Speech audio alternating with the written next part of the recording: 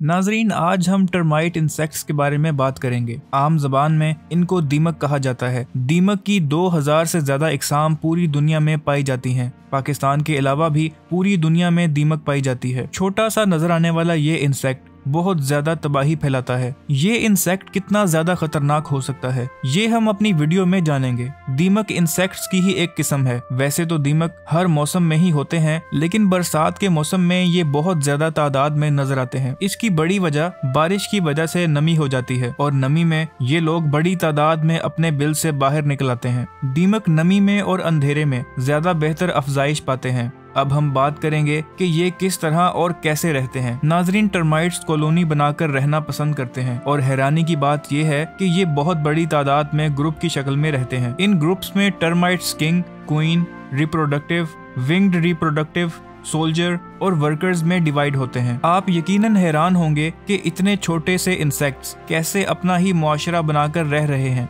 ये कोई कहानी नहीं बल्कि ऐसा ही है। सिर्फ यही नहीं, जब रानी दीमक मर जाती है तो उसकी जगह किसी दूसरी मादा को रानी दीमक बनने के लिए तैयार किया जाता है। दीमक कॉलोनी में मलका कॉलोनी की तरक्की और बका को बरकरार रखने के लिए अंडे देने की जिम्मेदार होती है, और जब एक मलका मर जाए तो उस कॉलोनी में ये जिम्मेदारी किसी दूसरी मादा दीमक पर डाल दी जाती है।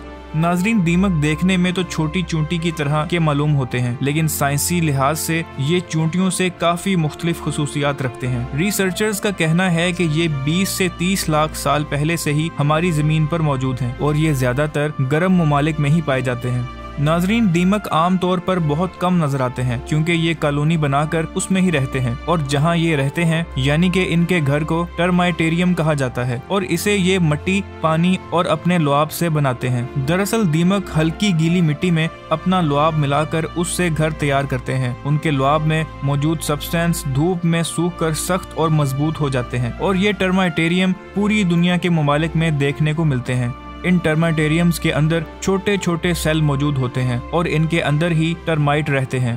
बाज टर्माइटेरियम्स तो बहुत ऊंचे और बड़े नजर आते हैं। ये बिल्कुल देखने में छोटे से टीले नुमा नजर आते हैं। आमतौर पर टर्माइटेरियम की लंबाई 4 से 10 फीट ऊंचे होते हैं, मगर बहुत सी जगहों पर ये 20 फीट ऊंचे भी पाए गए हैं। ब्राजील के कुछ इलाकों में रिसर्च के दौरान कुछ बड़े साइज के टर्माइटेरियम मिले हैं। इनसे मिट्टी लेकर जब उन पर तहकीक की गई तो पता चला कि ये 4000 साल पुराने हैं और एक टीला 28,000 स्क्वायर मील तक फैला हुआ था। इन सब टीलों को ढूंढने का काम बर्तानिया की यूनिवर्सिटी सेल्फोर्ड के एंटोमोलॉजिस्ट स्टीफन मार्टन ने सरअंजाम दिया। इन इलाकों में पाए जाने वाले ये टीले 8 फीट लंबे और 30 फीट तक चौड़े हैं। इसके अलावा थोड़े थोड़े फासले पर यहाँ छोटे बड़े टर्माटेरियम पाए गए हैं और इनकी तादाद तकरीबन 200 मिलियन तक है। नाजरीन, आप जानकर हैरान रह जाएंगे कि दीमक की कॉलोनी में सिर्फ एक मलका होती है जो बाकी सब की माँ होती है, और इसके पेट का साइज बहुत बड़ा होता है। इसका पेट बढ़कर 2 इंच या इससे भी ज्यादा लंबा हो जाता है, जबकि इसके बरक्स राजा का साइज छोटा होता है।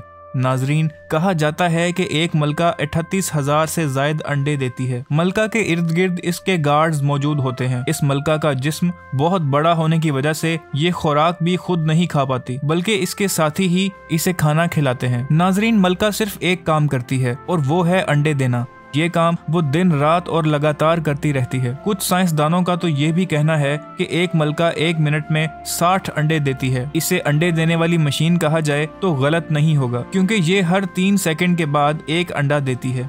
इस लिहाज से देखा जाए तो वो एक दिन में 30,000 से कई ज्यादा अंडे देती है। मलका जब अंडे देती है तो वर्कर्स इसे उठाकर मुख्तलिफ कमरों में रख देते हैं और कुछ अरसा बाद इसमें से बच्चे निकल आते हैं। 24 से 90 दिन के अंदर बच्चे अंडों से निकल आते हैं। अगर हीट ज्यादा हो तो बच्चे जल्द ही अंडों से निकल आते हैं, नहीं तो दूसरी सूरत में इन्हें वक्त दरकार होता है।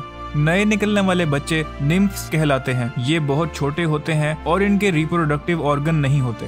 कुछ अरसा गुजरने के बाद वो अडल्ट बन जाते हैं। शुरू में तमाम निम्फ्स एक जैसे होते हैं, बाद में इन्हें खुराक के जरिए राजा, मलका या फिर मुहाफिज बनाया जाता है। इनमें से मलका बनाने के लिए इन्हें खास किस्म की खुराक फराहम की जाती है। मलका लगातार 4 से 5 साल तक अंडे देती है। जब तक ये अंडे देती रहती है इसकी खुराक का खास ख्याल रखा जाता है, और जब ये अंडे देना बंद कर दे इसे खुराक नहीं दी जाती, जिससे वो मर जाती है और बाकी दीमकों के लिए खुराक बन जाती है और इसकी जगह नई मलका आ जाती है।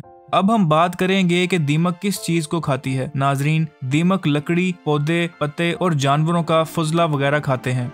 नाजरीन, आप जानकर हैरान रह जाएंगे कि दीमक लकड़ी को खुद से हजम नहीं कर पाते। इसे हजम करने के लिए इनके जिस्म में यूनिसेलुलर ऑर्गेनिजम्स होते हैं जो इन्हें लकड़ी हजम करने में मदद फराहम करते हैं। दीमक को इंसानों का दुश्मन भी कहा जाता है क्योंकि ये इंसान की जरूरत की बहुत सी चीजों को तबाह कर देती हैं। ये लकड़ी और चमड़े की चीजों को पूरी तरह तबाह कर देती हैं। इसके अलावा ये कालीन, कंबल और किताबों तक को खा जाती हैं।